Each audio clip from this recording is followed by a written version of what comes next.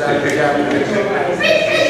Therefore, having these promises, beloved, let us cleanse ourselves from all filthiness of the flesh, spirit, perfecting holiness, in the fear of God. Open your hearts to us. We have wronged no one, we have corrupted no one, we have cheated no one. I do not say this to condemn, for I have said before that you are in our hearts, to die together and to live together. Verse 4. Great is my boldness of speech toward thee. Great is my boasting on your behalf. I am filled with comfort. I am exceedingly joyful in all our tribulation. For indeed, when we come to Macedonia, our bodies had no rest, but we were troubled on every side. Outside were conflicts, inside were fears. 6. You don't have one? 6. Nevertheless. Nevertheless, God, who comforted the downcast, comforted us by the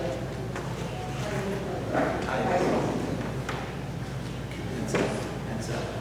and now not only are this, but also by the nation which he will accompany in you with the of your earnest desire, your love, your will for me, so that I rejoice in this. 8. For though I caused you sorrow by my letter, I do not regret it, though I did regret it. For I see that that letter caused you sorrow, though only for a while. I now rejoice, not that you were made sorrowful, but that you were made not that you were made sorrowful, but that you were made sorrowful, to the point of repentance. For you were made sorrowful according to the will of God, so that you might not suffer loss in anything through us. 10. Can you just No, I read okay. Should have been reading. 10. For godly sorrow worketh repentance to salvation, not to be repented of, but the sorrow of the world works that for the whole is self same thing, that you sorrow after a godly sort. What carefulness is what we yea, what clearing of yourselves, what indignation, yes, what fear, yea, what sentiment, desire, yea, what zeal, yea, what reverence. In all things you have to prove yourself to be good in this matter. Well, so then even though I wrote to you, it was not on account of one who did wrong, or on account of one who was wrong, but to reveal to you your eagerness on our behalf before God. Therefore, we have been encouraged, and in addition to our own encouragement, we rejoice even more at the joy of Titus, because all of you have refreshed his spirit. 15.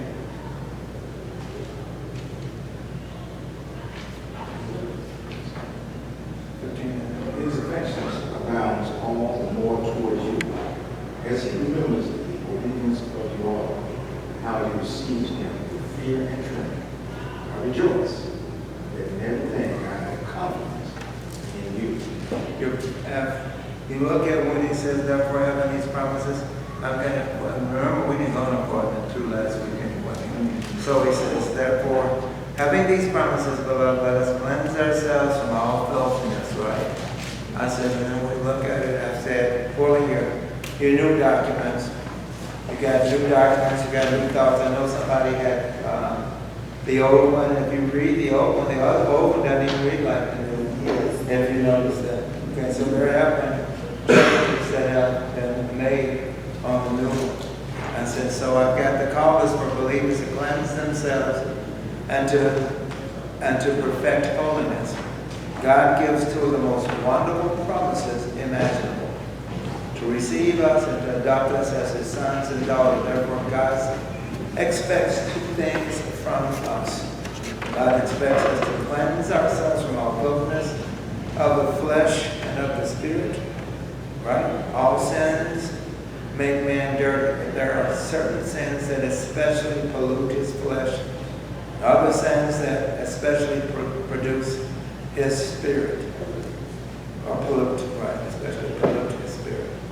A glance at the list of sins in the verses of the former law will clearly show. I took you to those particular items. You have those on the board that will help you to understand. One side is spiritual, the other side is fleshly.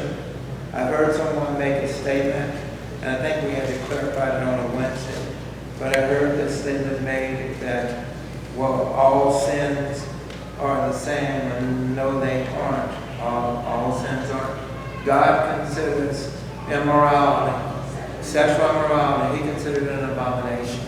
He considers it, yes, that is a greater sin. So there are greater sins, and yet, I heard this too, but all sins can take you to hell. So you're right. So all sins can take you where you don't want to go. But to mention concerning sins, there are certain stand-out sins that God certainly hates. I've mentioned sexual immorality. There's another sin that stands out, that really stands out before God. What sin is that one? What do you say? No. Blasphemy. No. I thought you almost said it. Oh, no. One more sin. One more sin. Idolatry. Idolatry. Remember, serve no other gods before me. That's your what commandment? Your first commandment. When he mentions in Deuteronomy, the 5th chapter, Numbers, the 20th chapter, have no other gods before me. Remember? So that stands out. And we say, well, if we look at it, that one outweighs, you got the sexual sin. That one outweighs. Right, because that's idolatry. But idolatry leads into what? Sexual immorality. What do you mean? See, we have this tendency of thinking you had to do something to have sexual immorality. When Christ is telling you in Matthew the 5th chapter 27 verse, but if you even look upon a woman with lust in your eyes, he says you've already committed what? Committed what? Adultery. And they're not sins, but committed adultery. That's what. So he identifies the sin that you've committed. Remember, there's a difference between adultery and fornication. There's a difference between the two. So he says you've already committed adultery. Adultery is breaking that covenant with God. So I don't necessarily have to go down there and lay up with some woman to have already committed adultery. You see where I'm coming from? Because you think, whoo, I didn't do nothing but it, so I'm cool, I'm okay. When God is saying, yeah, but it was planted in your mind to commit this crime. You just didn't commit the crime, but it was planted in your mind. So get it out of your mind. And the only way we can get these things out of our mind is with what you're doing right now. I told the class Tuesday and Wednesday, I said, it's a great debate that I had with this young lady, young ladies after class. And they were adamant about trying to figure out, or saying things, I talk to people about saying things to bring down, or I believe the one was brought into the church, I brought her just so she could shoot me down. When it turned out, I ended up saying, now that she has been exposed, what are you going to do? Now she won't hear that, but I said, now that she's been exposed, what are you going to do? I haven't been exposed, yes you have. I've exposed you, okay. But the bottom line is, we get caught up in sin and you don't even realize it's sin. You just keep going and going, and you don't even realize that you're doing things that are totally against God's will. Your Hebrews 10:24 tells us we are to come together with fellowship. As often as we can, whether you know it or not. How else are you going to get to know your brother and sister? By the phone? Here's the latest craze, text. Here's the latest craze, text. And how personal is texting? Stop and think about it. But this is what they call the millennium age. So watch this. You just have to learn how to text better and watch what you say. No, why don't I just call you and say what I have to say? Then I don't have to watch anything because me and you, we're talking, we're actually communicating, and you can tell me, what do you mean when you say this? Or here's one even deeper than that. Going. How about being around one another? So now it can't be no false or no wrong interpretations. See these sins that I'm trying to bring to light, that you don't even realize that you're doing something wrong. You don't even realize you hurt somebody's feelings. We must be careful. Why? Because he said, I told you to put away. Look at it back in your Bible. Because he said something in that one. He said, what? I don't care who it is. He said, what? All what? Filthiness of what? See that? Of flesh and spirit. So I want you to put every ounce of what you have, put it away. Put it away. Guys, this is so complicated to put something away that you're not aware of. I ever did a prayer, I heard brothers pray, they say omission and commission. You ever heard those prayers? You know what he's talking about? Sins that you're not aware of. Sins that you're not aware of, but you have seen. You know what I'm saying? But you did do this, and you're not even aware of it. Well, watch this.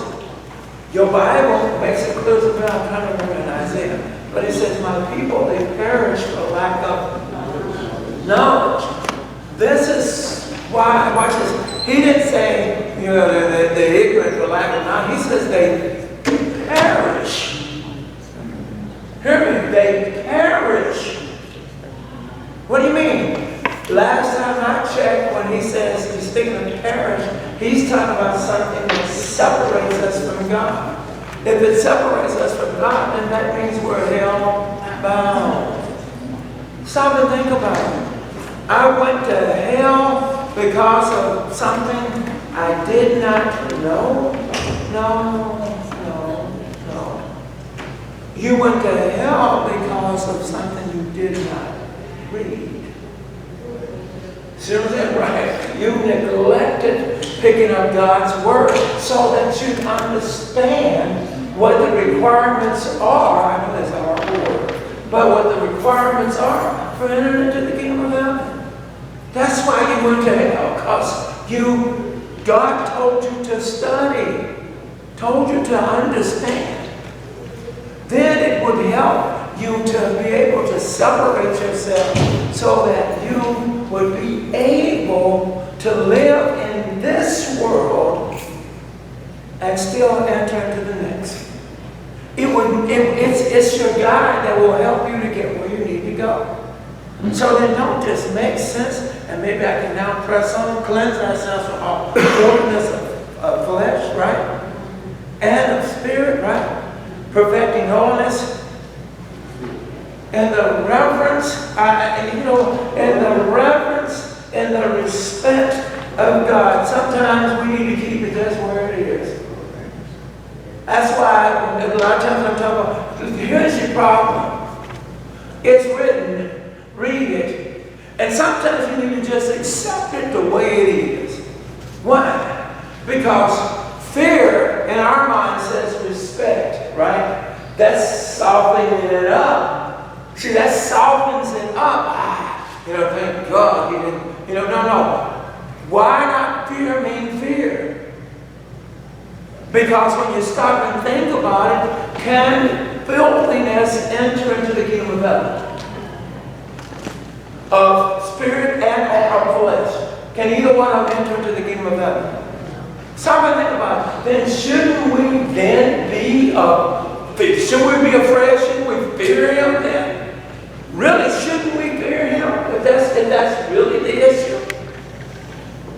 And then in the process of fearing him, maybe we'll get to know him.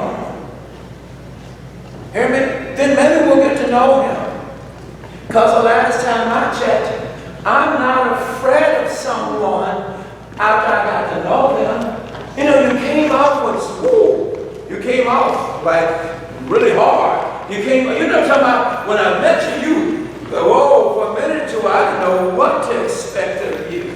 But as I got to know you, I found out, he may look like he'll take your head off your shoulders, but really he's just as nice as he can be.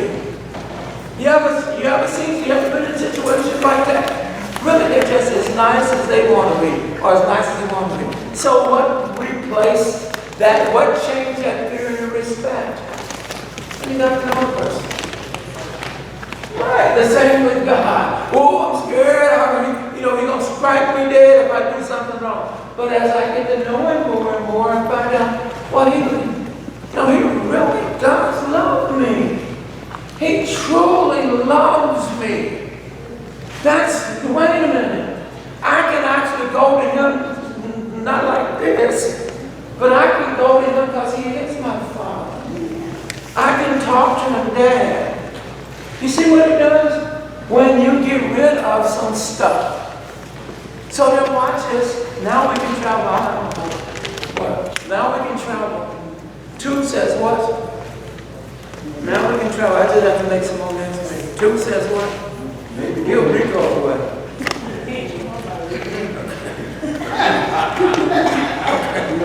But watch this. Then it says what?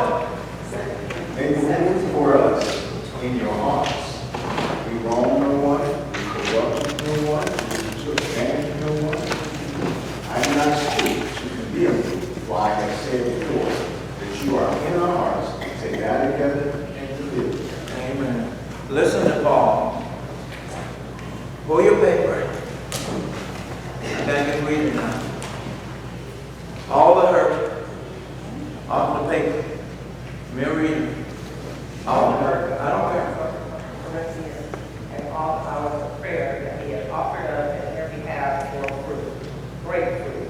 The church repented, and God sent a spirit of revival upon them. This is a great passage on the factors involved in revival. Faithfulness is an absolute essential if there is to be a revival in the church. No church has ever experienced more problems than the Corinthian church. The Corinthian church was filled with division. And we listed pride, immorality, fraud, questionable practices, abusing the Lord's Supper, abusing of believers. The Corinthian church had some members who were leveling every charge imaginable against Paul, ranging from being a poor speaker and damaging the church's image over to stealing from the offerings and living an immoral life. And that's it. And that's it. I'm going to get you. Now I want you to see back to your Bible. The Bible says you need to open your heart in verse 2 to us. What a powerful statement. See it in verse 2? Open your heart to us.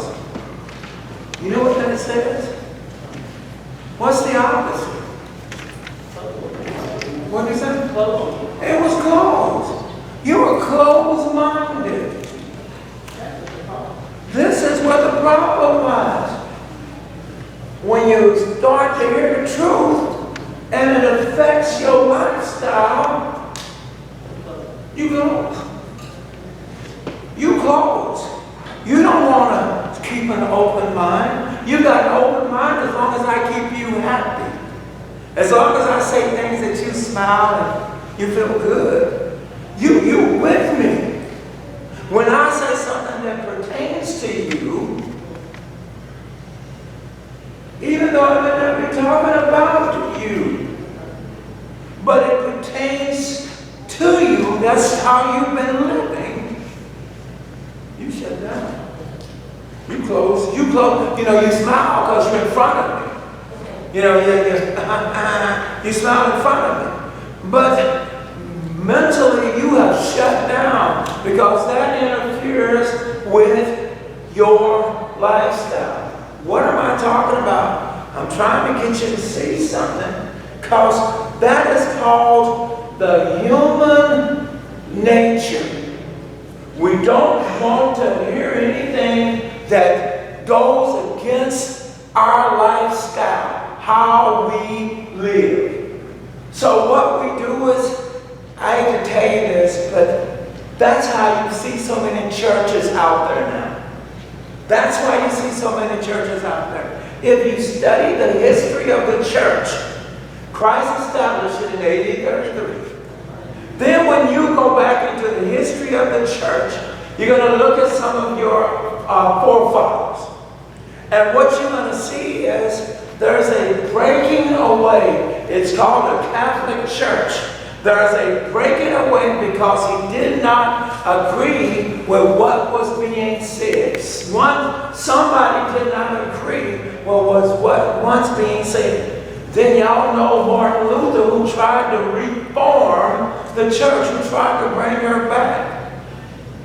But now you've got all these Steens that have come in, Augustines, you've got all these Steens, you've got all these forefathers. I wouldn't even begin to start naming them. But you've got all these forefathers that have said, no, this is the way we're going to do things. Even when they disagreed with Martin Luther, they killed him. And then out of his killing, they started a Lutheran church. Even out of that, they started a Lutheran church. It continues to keep traveling. This is what's going on today, even in today. Today is called the Millennium Age. I don't care what age it's called. It's called, first of all, if we stop and think about it, it's called the last days. It's really what it's called. But that don't sound right being called last days. Why don't I call it the Millennium Age? So what I say is, in reality, the Millennium Age is the computer age. So what I'm saying is, now we're in the computer age. No, we're in the last days. You say, I don't understand. Ecclesiastes, the 3rd chapter, said there was absolutely nothing that is new under the sun. Everything has been already created. It's all there. It's just a matter of God opening man's eyes to bring in what we consider new. But it's always been there. If you don't read it, when you get home, look at the Ecclesiastes, the 3rd chapter, it's there. So then, listen to what's going on. Mr. Millennium. This is another age that you're trying to bring in that's producing distraction. Because now it's giving you a new liberty. So I don't even have to bring my Bible in. I bring my computer, my cell phone in. Why do you bring your cell phone in? Because you really don't know. You really want me to tell you the truth. Because you can't find it in your Bible. If you really want me to tell you the truth, because you can't find it, I tell you go to Ecclesiastes and you doing this. Because you really can't find it. Stop and think about it. The challenge, I go to the grocery store and the computer falls apart and I give you, watch this, you say a price and I give you that requires change and I've already added it up in my head because I'm used to doing things manually. First of all, to make sure you don't rip me off. That's first of all, right? So I've already added it up in my head what I'm expecting back. I'll never forget it. I stopped off at Jack in the Box right over here on Manchester. You know the one on Manchester. And the system wasn't working. So the guy asked for something. So I said, I want to get back. I don't want to change. So I gave him change.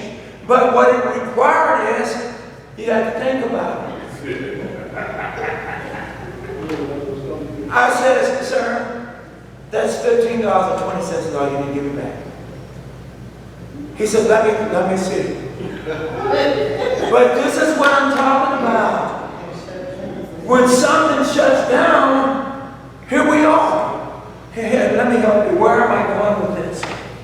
When these things shut down, these things are still available. Did you hear me? These are still available. But if you don't know how to navigate through them, see, you better play your phone because that makes you look like, oh no, what you said? Sure, I can bring it up. See what I'm saying? So that's what you use because that's the millennium age. No, that's because you don't know about it. That's what that is. So now you're going to go along with it. And so you're going to run it through that. Pick up a Bible. Let me see if you can navigate through it. Yes, please. I was just thinking, a lot of our younger millennials, Yes. they so used to looking on their phone with the digital time. Yes. But they can't, if they look on the clock, I'm just finding out they can't tell. Listen to something. I didn't even think of the simple thing, but you're right. Something so simple. What time is it? Let's see. 5, 10. Oh, so it's 25 till 10. No, it ain't 25. You see what I'm saying? But you're saying you're right. This is how time has crept in. This is how Satan is beginning to operate. You won't even pick up God's word. But I pick it up on the phone. I'm not, please don't, somebody, well, he got something against telephones. No, I don't. Let me say this. When it came down for me to learn the Bible, I had to learn it the old way. You sit down, you read it. You're told to memorize the verse. You're told, watch this, now to go back. You're told to go back and do something you don't want to do. Because remember, they didn't have computers then. What's that? You had this huge book. Come on, Brother Johnson. This huge book that had words in it. Like some called Strong's. But you had this huge book, and you went back and pulled this book, and you went to find that word. And by the time you found that word, now you got to go find another word. So it took you hours. Oh, y'all know what I'm talking about. Hours to process a lesson. Because you're taking words by words, and it takes a long time to do that. Whereas a computer, there it is, go. But you hear me?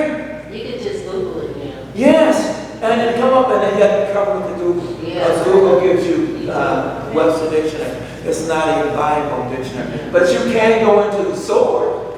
Y'all know that you know what I'm talking about, what you call it, that app. And then an app will pull and give you the word. And then I think me and Jamal was last one day because even what he was showing me, I said, oh no. He said, yeah, but that's what it says. I said, I don't care. The original language is this. He said, wow, that's interesting. I said, but this is what I'm talking about. It is time for us to get back to plummet our heads into God's word. Yes. Not even just that, like, even with tablets and phones, you get so many like alerts and everything. It's just too many distractions versus just. I ain't thinking that. You're right. Forever something stopping you to stay focused. That's why I said, for those that know, I come down here on Tuesdays to prepare on Wednesdays and Sundays and everything else that needs to be done. That's why I'm so ahead of all my classes, because I'm sitting down here, but they're spending the whole day. Somebody said, you got to begin. No, my wife even says, you already down there? I said, yep. What are you doing? Because I got 2 dogs.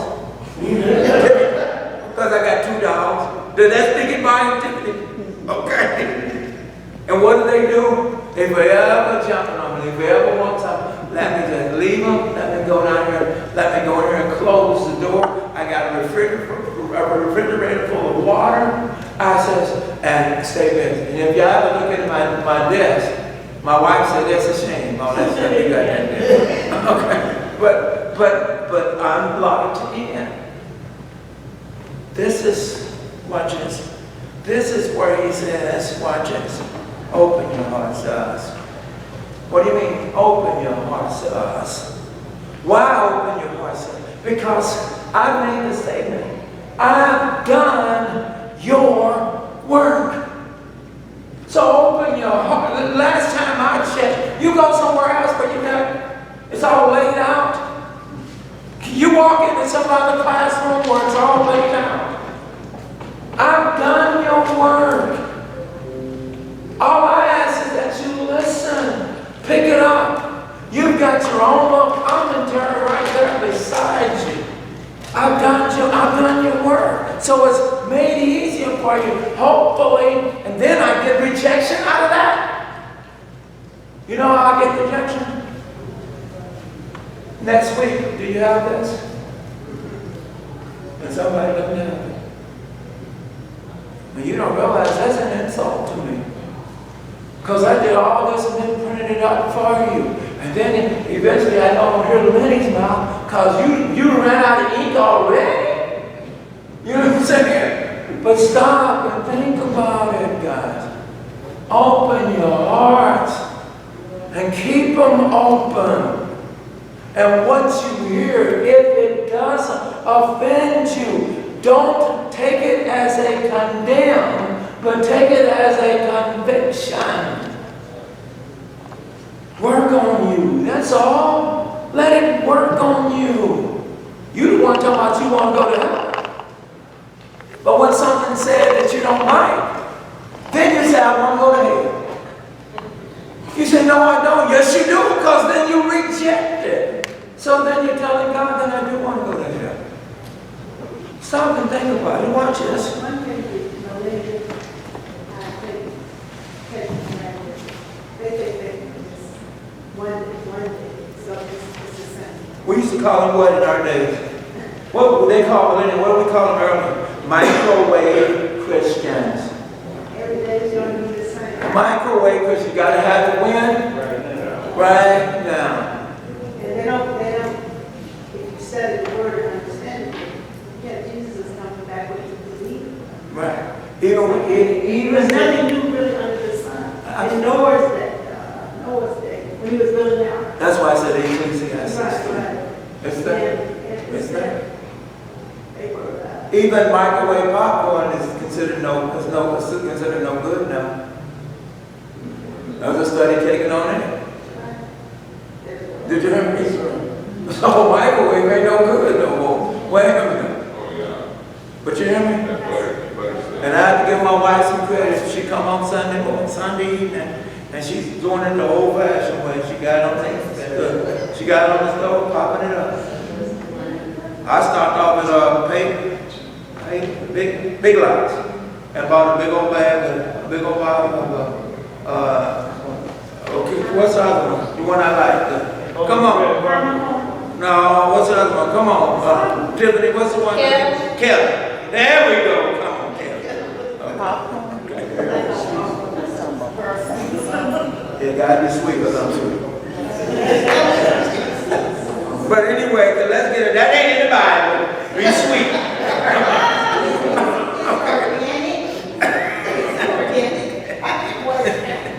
So they watching this. One, open your heart to us. We have wronged no one. We have corrupted no one. We have cheated no one. Guys, that within itself is very powerful. Because, watch this. The opposite would be we have wronged someone, we have corrupted someone, and we have cheated someone. The opposite. Stop and think about it. When Paul has brought it to their attention, this is the issue. Because I've said something that you disagree with, you got a problem. I even told you when you came to me running me about idol food. I even told you that there's really nothing wrong with idle food. Well, if I'm coming and I want you to defend me and you turn around and agree with them, you wrong me. You did me wrong. Because I was looking for you to have my back. And you turn around and agree. I was sitting in the church with all my concubines, with all my, even my homosexual, they were all there, and you had nerve to shoot me down in front of the church. You got to hear me, in front of the church, you shot me down. You told me it was wrong. And then you told me all I could have was one. Oh, y'all need to hear me. These are the issues that are going on in this church. I even had special gifts. And then you told me love is greater than all love. And then you turn around and point it out. That's in your 1 Corinthians 12 talks about the gifts. 1 Corinthians 13 says one of them has got to go away. And that, isn't that amazing? Tongues will cease. Isn't that amazing? What about the rest? He didn't say about the rest. But why did he say about the rest? Because there was no need to talk about the rest. Why? Because the rest wasn't causing problems. It was because you want to speak, because you want to elevate, because you want to be somebody. That was the one that stood out. To the point that Paul actually had to address it in your 13th and in more your 14th chapter. And really your 14th chapter, the verse 34 says women are to be silent in the church. Hear me. We said, well, that says that they couldn't preach. No, that was there because they wouldn't shut up. Want to keep speaking. Want to keep you're out of order. You just kept going on. Well, I speak in tongues, so since I speak in tongues, you know, it wasn't me, it was the Holy Spirit that made me just go back. But you hear me? So this is what he's talking about. You're out of order. So, women, you're the ones causing all this problem. Be silent. Be silent in the church. Somebody said, well, see, that shows and it says that women are to be silent in the church. No, you need to go to 1 Timothy, the 2nd chapter, 11th verse, to talk about things of the church. Where Timothy opens that up, and then he explains why you need to be silent in the church. Because he says, because Adam was made first, and it was not Adam that sinned, it was Eve. But you won't know these things if you don't pick up God's word. What are you talking about? He's trying to drive home his point. I didn't wrong anybody. Told the truth, but I didn't wrong anybody. Watch this. Go on a little bit more into this text. He says, What? He said, but Adam did not sin first. It was Eve. It was Eve. Yeah, she said first. Yeah, it was Eve. No. So watch this, and then we go to 3. He says, I do not say this to condemn, for I have said that before that you are in our hearts to die together and to what? To live together. What is Paul saying? What is Paul saying? To die together or to live together? What is Paul saying? That's a simple one. You don't even take Bible on that. That's just common logic. That means what? I'm with you what? Through thick and thin. I'll hang with you. I'm with you. I'll go down with you. Watch this. Paul is not going to go down with you on wrong. Paul is going to go down with you on that which has been given to you, which is right. Paul says, and I'm with you out to the end. I don't know. I've seen in several passages Paul had made a statement if it was his choice, he'd rather take the punishment of hell for everybody, for the Jews. If that ain't dying, if that ain't I got your back, help me. Watch this. Then we go on a little bit farther. Then he says, what in 4? He says, what great is my boldness of speech towards you. Great is my boasting on your behalf. I am filled with comfort. I am exceedingly joyful in all your tribulations, He says, so I want you to understand something. What do you want me to understand? Watch this. I'm rolling you up, then I'm going to roll you back down. Listen to what he's doing. He says, watch it in 4, great is my boldness of speech. Boldness of speech does not mean that he has the ability to speak where he's a great speaker, where he's captured your attention. That is not boldness of speech. Boldness of a speech is, I say what you wouldn't dare think I would say to you. What did you say? I speak the truth. Something you wouldn't dare. I can't believe you said this about me. I said it. Someone said to me, my friend in Atlanta, I doubt very seriously if Westchester ever grows to the point that it's got tons of people in it. I says, what do you mean? Because of you. That hurt. I said, what do you mean because of you? He says, now that I've caught your attention, he says, because you speak the truth with boldness. You want all that? He says, you really care for people. You're doing everything you can. I'm looking at a young lady with a striped outfit on that I've said a lot of stuff that didn't hurt her feelings. Am I right? Okay. But I've said it to help you. Said it to hurt you. You need to hear the truth. And hopefully, I said here. See, I hope you didn't shut down while it was being said. But now you hear the truth. What are you going to do? Either you act upon it or you ignore it. What'd you say? Accept it. Accept it. That's what we should be doing. So look what Paul is saying by this boldness of speech.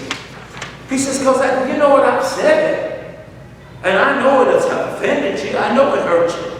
But watch this. He says in 5, for indeed when we came to Macedonia, our bodies had no rest, but we were troubled on every side. Outside were conflicts, inside were fears.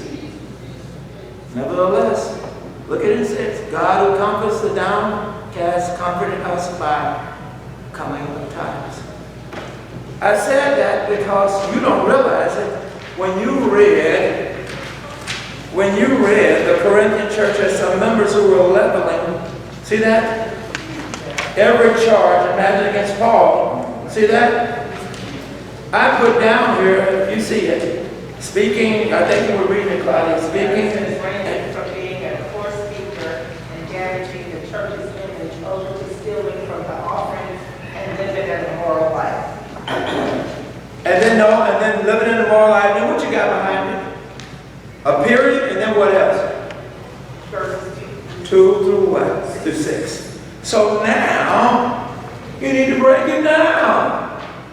That's what I've done. So you can break it down. So then I've got, here we go. Paul says he's wronged no one, right? Back to verse 2. Pull your paper. Your paper says what? Despite, see it? Despite the false charges leveled against him, verse 4 to See? Paul had wronged no one. Wrong is from ADKO. Go ahead. means to treat unjustly or to injure. Those who made this charge may have had in mind Paul's turning the impetuous man over to Satan, but the apostle did not mistreat him, but rather dealt properly with his sin. Listen, he didn't shoot him down. He told him the truth. But in telling him the truth, it shot him down. Does that make any sense to you all? I tell you the truth, so your mindset says, how dare you say this about me? When, if you'd have looked past the man and listened to the words, you'd have found out he was not shooting at you. He was shooting at the behavior of how you are living that is against the grains of God. A lot of times we don't see this. A lot of times we're too busy looking at the person. Be careful. Because what that says is how carnal-minded you can't see beyond. All you can see is what's in front of you. You can't see the spiritual side because you won't activate your spirit. Because if you didn't activate your spirit, it would have penetrated your heart. And then you would have said, whoa, that hurts. So you can't remove it didn't hurt. That hurt. But thank you, Jesus, for revealing that to me. Thank you, Jesus. I needed that. Well, why aren't you now going back at him? Or why is it that you don't come at all no more? Because you took it personal. You looked at the man instead of listening to the words. Your Bible, your favorite one, James, slow to... Yeah, forever learn. No, the other one, slow to... Oh, yeah, be quick to listen. He says what? Quick. Isn't that something? Quick to listen. And then slow to speak. That was a comment. I know you knew it. That was your favorite one. That's it. Yes, yes. But we're quick to see. We're quick to point out. We're quick to say the nerve. What we should be is slow to speak. Why did he say what he said? Yes. So I can get the full impact or the full essence of why this was done. When I get the full essence of why this was done, then I don't see somebody not liking me. I see someone loving me. Someone that's crazy about me. Somebody that don't want to see me in hell. Now I see a bigger picture of this. That's your wrong. So then watch this. That's why I told you I wanted you to see it. And I know y'all was like, well, he just went flying past. Oh, he went from 2 to 6. He ain't never did that. Okay? You're right. And I'm not. Watch this. Come on. Actually, it was the Corinthians who had wronged Paul. He had neither harmed nor corrupted any of them. That word, There we go. ethereal, corrupted, refers to moral corruption as it's used in 1 Corinthians 15:33. Bad company corrects good morals. So you'll see, so you don't have to go there. But all it is bad company does what? Corrupts good. Having some, it ain't always nice to have somebody that agrees with you. I know y'all don't, some of you don't know what I'm talking about. But me being in an athletic world, they agree with you with everything you say. They follow you everywhere you go. Do you know who that was that said that? They agree with you on everything. Going into the church.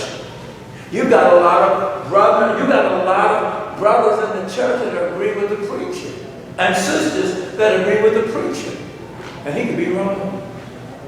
But they, yes, people.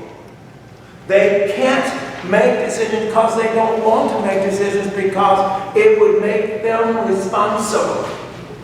Shoot, he's doing everything. Let him keep doing it. I don't want to do nothing. Yes, people. These are the things that he's saying. These are no-nos. I had to bring this to those people, to that lady and the other lady's attention. The Bible says, I think it's Acts 11 chapter, he says, didn't the Bereans do what? They searched the scriptures to see if the thing, right there, to see if the things that Paul had said were what? Were true. How in the world do you go behind checking Paul out when you know Paul is telling you the truth?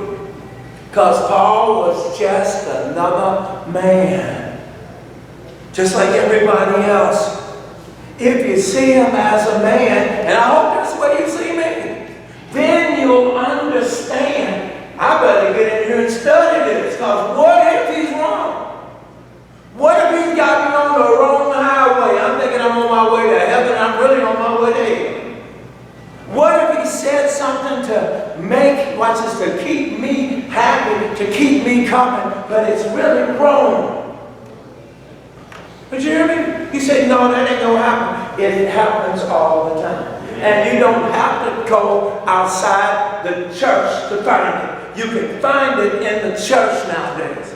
Because we do now, watch this, because you're looking at numbers, so you're looking to bring in as many people as you can in the church. So you can throw your chest out and say, yeah, my congregation, I hold about 300 or 400. Wow, man, you're doing it. Yep. I mean, he won't say yeah, but well, God is good. God bless. God has blessed this church. Right, what did you say? Gene, you got it. Because I'm wise enough not to say nothing stupid so that I don't lose my ching. So what do I do? God is good. God has blessed, He has blessed this church. Really? Now, you have filled your pocket. And you're not going to say anything to condemn anyone. Because even that dollar that's been put in that plate, you don't even want to lose it either. Did you hear me? So then watch this. We're going to go a little bit farther. You didn't finish it. I says proud People who love themselves cannot love others. What's the word? What'd you say? Proud people who love themselves cannot love others. What's that word? You close. You are very dead on it. You all she got it. She's got it, believe it or not. Mm-hmm. Refers to defrauding others by selfishly using them for gain. You see it? For doing what? Just go me back, just take me back. Proud people. Proud people who love themselves cannot love others. You don't think you have some in the church? Did you hear me? A lot of times, the one that's noticeable is the preacher. I hear me? Noticeable. Because he's the one up there. But if we look into the audience, there's plenty of them. There's plenty of proud people. You don't listen. You want to live like you want to live. And if you say something that I disagree with, you didn't feel women. That ain't proud. Then what is it? That's proud. Oh, forget proud. It's called this. It ain't proud. It's called this. It's called that. Pride people. Your pride don't let you go any farther because your pride interferes with you. Watch this. I can't get you with the lust of the eye because you are aware. I can't get you with the lust of the flesh because you are aware. So I catch you with pride. You don't even realize it. I circle in on you. I had a young lady tell me I've seen the devil. How did he look? She said, one, he looked like a man. I said, okay, she's pretty much on the track. Then she said, then there's times when he's had horns. I said, okay. I said, okay. But I said, okay. Then I said, let me drop this. I said, last time I checked, he was the electrical angel. I said, last time I checked, he was God's greatest angel. Last time I checked, he was the most beautiful angel there. So that couldn't have been Satan. That had to be you. Did you hear me? Because that couldn't have been Satan. Because Satan don't have horns. Satan looks beautiful. He comes as a what? Lord, and verse 2 Corinthians 11, chapter 14 verse. He comes, he transforms himself as an angel of light. So I don't know who, see, even your mind playing tricks on you. But this is what will happen. This is what will happen. Pride will tear you apart. And watch this, I told you, omission and commission. When you don't realize that you're sinning against God, that's why in your prayers you ask God to please forgive me of my omissions and my commissions. You know, the things that I'm not even aware that I've done wrong. But watch this. In your asking God to remove this from you, you ask God to also reveal this to you. You need to know what you've done wrong. You need to have that pointed out. So if you don't point it out, I'm going to do it again. Bring it to my attention so that I can see. Watch this, because I know you love me. It ain't if you love me. I know you love me. Watch this. It ain't God's problem with love. It's our problem. That thing, pride, is in the way. It will not let you surrender. It won't do it. I made a statement to a brother just a couple of days ago. Something when we was talking about the church, and I was talking to him about church. I said, let me say something. I don't, hey, if you call and say, I'm not going to you, that's all you have to say. Why? Because I know I've done my part. I know some of you have been there with me for 10 years. I know I've brought to your attention what's right from what's wrong.